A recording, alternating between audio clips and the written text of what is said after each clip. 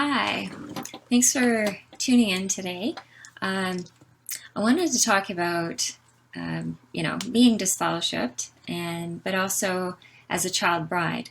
Um, there's a thing that goes on in the Jehovah's Witness religion that you definitely see a lot of child brides. And I know that also because I was one of them. So if you know some of my story, I've on another video, I showed that I'm a third generation Jehovah's Witness, ex-Jehovah's Witness, recovering. My mom and dad are still actually very, very strong Jehovah's Witnesses, and they are, very active, and, whatever, that's fine. I respect everyone's choice. I really do. Same with my grandma, and my grandpa is now passed on. And aunts and uncles and cousins. So I still have family that are very strong in the religion. I don't say the truth anymore. If you're also Jehovah's Witness or ex-JW, you understand that the truth is how they refer to their religion. And I definitely don't do that. So, my channel is called Living Truth because I feel like now I'm actually living my truth. And anyways, so that's just a quick background. So back to the child bride thing. So of course it's wrong to have sex before you're married. That's a big no-no, right? But as a kid, as a teenager, you got all these hormones going, and anyways, it's a whole conversation on its own, which I'm not going to get into that necessarily. But so anyways, I met this guy when I think I was like 16, maybe 15, but he was my high school sweetheart. We didn't go to high school. He was like 4 years older than me. But anyways, his mom was actually in the same congregation as mine. And she told him, she said, hey, you should meet this girl. She is really beautiful and blah, blah, and so smart and da-da-da, whatever, right? Anyway, so then he came to the meeting. He wasn't baptized Jehovah's Witness.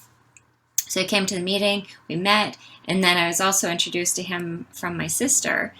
She introduced because they went to school together. So anyway, so I kind of met this guy, and he was quite charming, but I wasn't like super,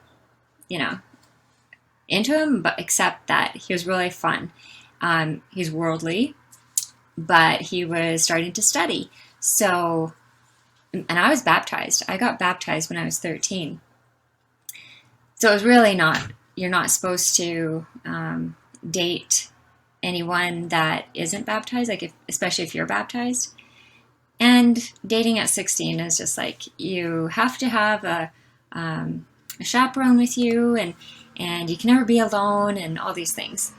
Anyways, we worked around that. My younger sister always came along with us for being a chaperone, which, okay.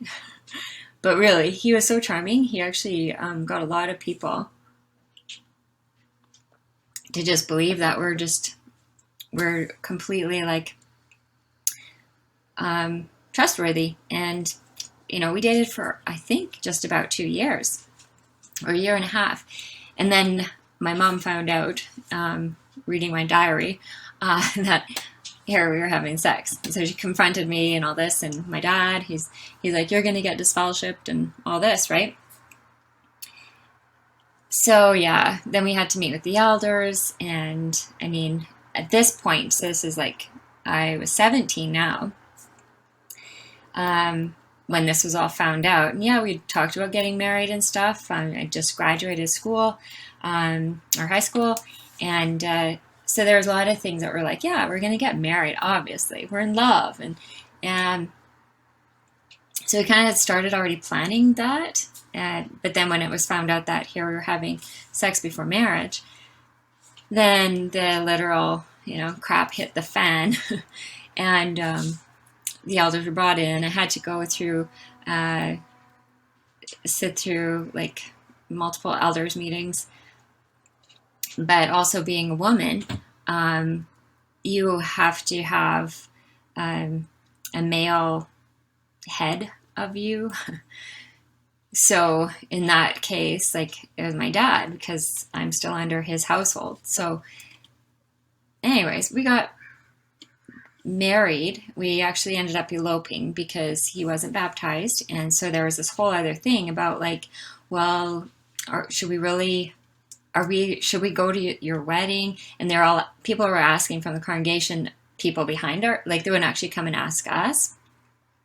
They'd actually go and ask my family or his family and say, I don't know if we should come to the wedding. And we hadn't even invited anyone at that point. But it was causing controversy because people were just so worried that they're going to a wedding that one's baptized and one isn't. So it was all, anyways, people were just having a worrisome time in their mind about it. So anyways, we eloped. And it was just like, okay, let's do this. He phones me up. Do you want to get married on Thursday? And I was like, yeah, I'm 17 and yeah, let's do it. That sounds like a fun day. So we did. And it was fun. It was super fun. All the parents were not happy with us, obviously. And at this point, we're still dealing with elders. So this was actually a fun time for a 17-year-old to just go and get married. Woohoo! I'm out from underneath my parents finally. Yay! Independent. Not. But, Anyways. So we didn't actually have a wedding. So that's how it was. And during this exact same time, of course, then I'm going through judicial committees, which is a committee of 3 elders, where, and they're going through as to, because I'm baptized, and it's a sin, it's really wrong for me to have been having sex with him, who's now my husband, because we corrected that, we got married. So anyways, we still had to go through this. And so my husband actually came with me, my new husband, and he's thinking, this is crazy. Like, why? We just corrected it because now we're married. Shouldn't be an issue. You know what? Like, we're living according to Jehovah's rules. But no, they wanted to make a example of me. And so we went through the whole committee. They pray, leave the room. We're going to pray about this to Jehovah. And so my husband and I, we went out of the room, and we're just like, it's so stressful. And I'm 18 now. I just turned 18. And so we come back into the room, and I'm like, how could they, I can't imagine that I'm going to be disfellowshipped, because nobody knows that this has happened. Nobody except my parents and his mom, and then just these elders, right? That's it. Like, it's not like we've tainted the whole congregation or anything. Everyone just thinks we're just this cute, awesome couple. Like, I'm not kidding. Anyways, so come back into the room with the judicial committee, these 3 elders, and the one, he's like, he gives us the news. Well, we took this matter in prayer to Jehovah, and the 3 of us, it's very clear that we need to disfellowship you. And so I look at them and I'm like, you're wrong, because I feel bad. Like, I feel so bad. Like, we got married. Like, I want to just make sure that, I do feel bad, and da-da-da. And, we went through all these things, and they said, well, sometimes we need to make, these matters as a, what do you call, an example.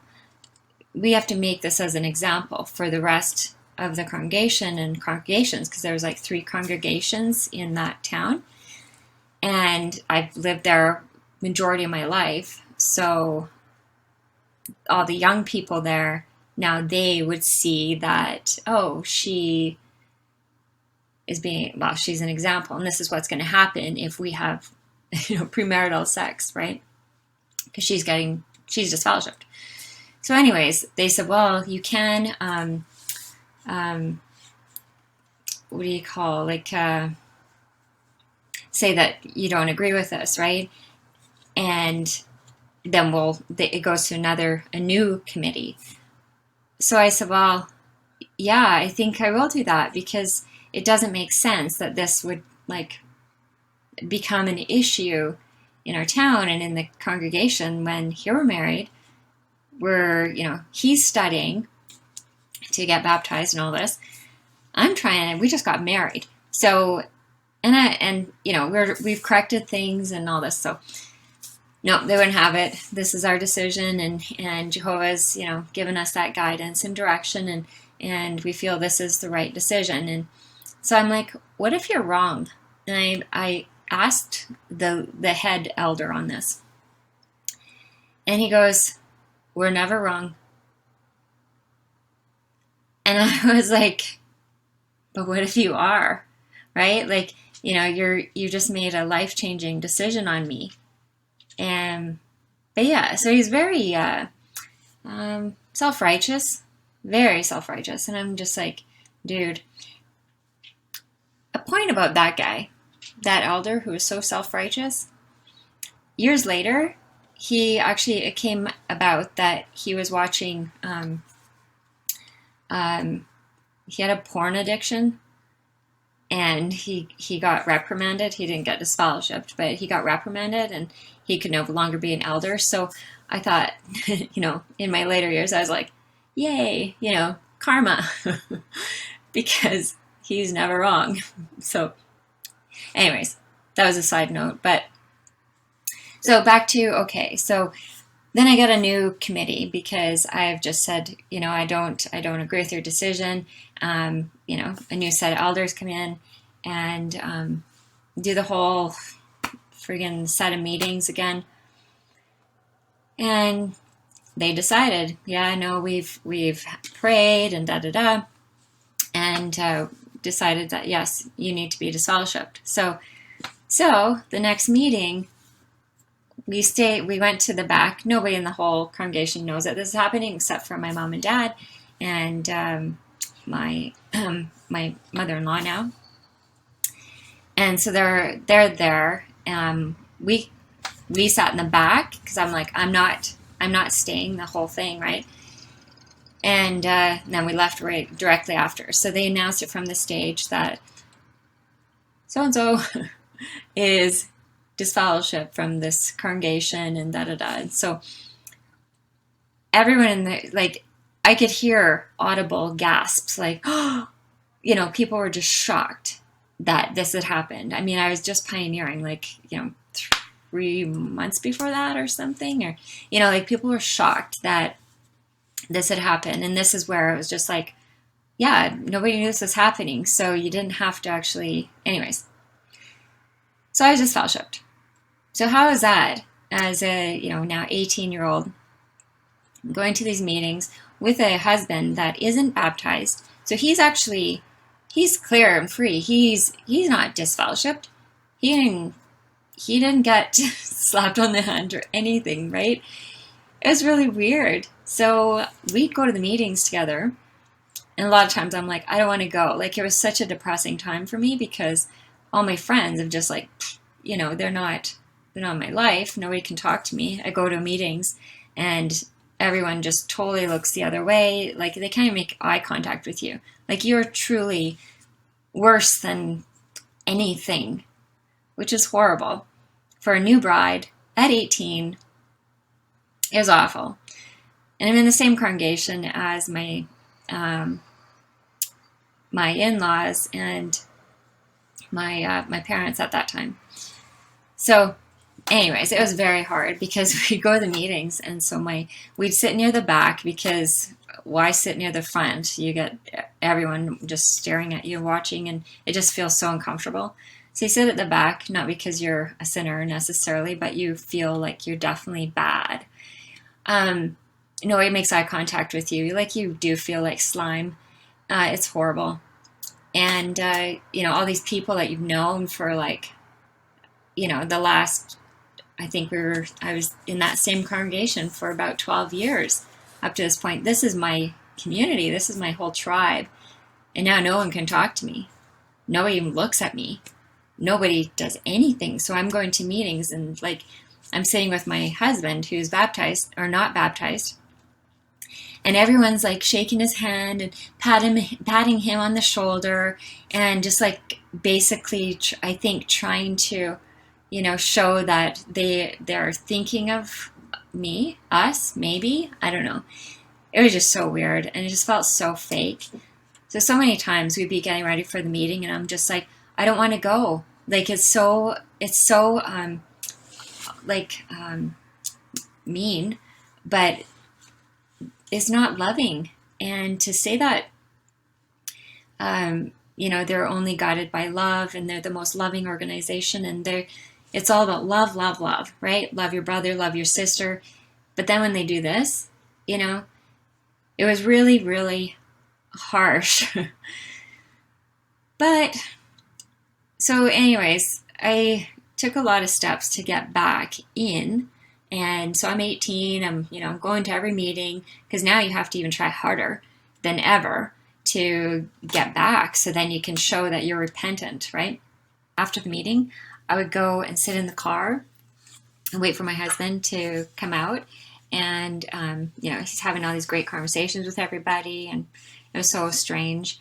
But, so when I got reinstated, I went through, I asked to be reinstated, I think even 2 months after I was disfellowshipped, but they wouldn't reinstate me then, because I wasn't repentant enough. I don't know how they gauge that, really. And so I think it was like 6 to 8 months after I was disfellowshipped, so I went to like my reinstatement meetings, similar type of thing. You sit in front of like 3 elders, and they basically review, what are you doing to show that you're repentant, and, you're whatever. So you go through all that, and okay, yes, we are going to reinstate you, next meeting, blah, blah. So the next meeting, we're sitting in the back as usual. And then they announce from the stage that, she's now reinstated, and we welcome her back into our Christian congregation. And so and that's it, but so now people, as they're walking by my chair, they're like making eye contact, and they're smiling, and they're like so happy. It was so fake. Like, that's the saddest thing, is that that religion makes people into fake human beings. It makes them into really conditional loving people. Very loving people, so long as you're following the rules. But there's so many conditions placed on it that you don't even realize that. I didn't realize that while I was a Jehovah's Witness. I do now. So after the meeting ended, and I'm standing in the back, because, now I'm reinstated. Now I'm back in the fold. And so all these friends come up, and they're hugging me, and they're just like so happy. Some people are even crying, and I'm like, wow, interesting. Fake, right? But I was reinstated, and life went on, and I carried on in that religion for the next many years. I didn't get out of it until I was like 35. So, and I was married for 17 years. So that's that. But yeah, so back to the child bride. I see that all the time in how young women and men are getting married so young, very young. They don't even know really what they're doing, other than they just want to have sex, probably. And they can't control that. I mean, I've talked to a lot of women in their like 20s, 30s, and some of my friends were just like, I hate that bastard, like talking about their husband in confidentiality to me, or confidence to me. And I'd be like, holy, like I never ever felt that way about my husband. I'd never talk like that. But this is the thing, when people get married into that religion, you're not really even allowed to get divorced. So it's kind of craziness. It's a crazy thing that happens there. But anyways, that's my story. And if you have any comments, maybe you've had a similar experience, I'd love to hear them. If you've had similar like even disfellowshipping around that.